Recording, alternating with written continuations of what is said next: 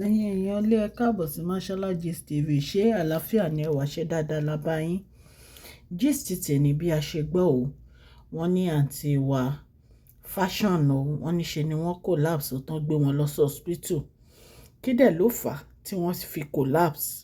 Ẹ̀yin náà mọ̀ pé látijọ́ yìí ni àwọn èèyàn ti ń pe ọ̀rọ̀ yìí tí wọ́n ti ń sọ kiri lórí social media wípé wọ́n fẹ́ welcome àǹtí wa sínú palace o, tí Mashola ní òun ò gbọ́ wípé kábíyèsí sọ bẹ́ẹ̀ o, ṣùgbọ́n àwọn èèyàn ń sọ kiri àdẹ̀lé sọ pé nǹkan tí wọ́n gbọ́ kọ́ ni wọ́n ń sọ, nítorí pé oníkálukú ló mọ bó ṣe ń gbọ́ gist ẹ̀yin èèyàn lé.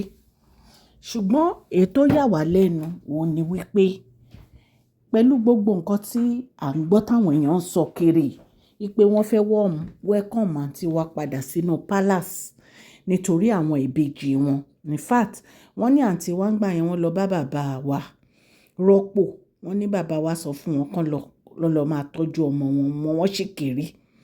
Ẹ̀yin èèyàn lé, bí a ṣe gbọ́ wọn ní kábíyèsí, wọ́n ní wọ́n ti sọ̀rọ̀ o. Wọ́n ní kábíyèsí sọ fún àǹtí wa wípé Èkó ló máa dúró sí o. Wípé àǹtí wo tiẹ̀ ní wá sí Ilé Ifẹ̀ rárá. Wípé Èkó nìkan dúró sí. Kí ló fà á tí kábíyèsí fi ní Èkó nìkan dúró sí? Ẹ̀yin èèyàn lé, kábíyèsí ló fẹ́ àǹtí wa. Kábíyèsí ló mọ nǹkan tó ń fà. Ṣùgbọ́n nǹkan tí àwa ń rò, a máa sọ fún yín lẹ́yìn ìgbà tí a bá kí ẹ̀yin olólùfẹ́ wa tán. Ẹ jẹ́ ká jọ wọ inú gist, ẹ jẹ́ kí n kí ẹ̀yin ará ilé. Mashola Gist TV ń kí yín. Mashola Gist TV ń kí yín. Adúpẹ́ adúpẹ́ atọ́pẹ́dá. Mashola Gist TV ń kí yín. Mashola Gist TV ń kí yín o, ní ẹ ṣé o, lọ́wọ́ ọkùnrin, lọ́wọ́ obìnrin, lọ́wọ́ ọmọdé, lọ́wọ́ àgbà, lórí gbogbo bẹ́ẹ̀ ṣe ń comment, tẹ́ ń like, tẹ́ ń share. Adúpẹ́ ní ọwọ́ gbogbo yín. Mashola Gist TV ń kí yín. Ẹ̀yin olólùfẹ́ wa, ẹ káàbọ̀ sí Mashola Gist TV. Ṣé àlàáfíà ni ẹ wà? Gbogbo lè ń kọ́. Orúkọ mi ni Mashola, kò yí padà. A máa ń sọ̀rọ̀ nípa celebrity gist, royal gist, politics àti gbogbo nǹkan tó ń ṣẹlẹ̀ ní agbègbè orílẹ̀-èdè bàbá wa ní ilẹ̀ Nàìjíríà.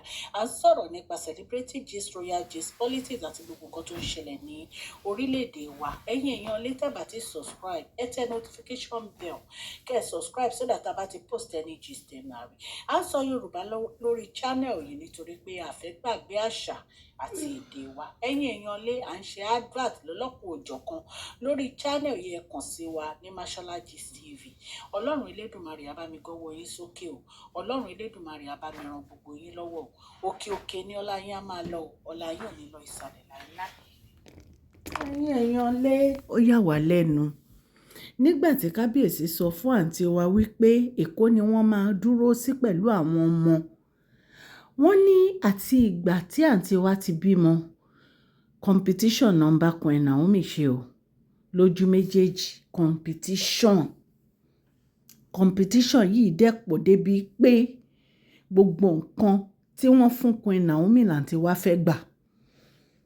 Ẹ̀yin èèyàn lé, ẹ̀yin náà mọ bí àǹtí wa ṣe request láti wá sínú palace.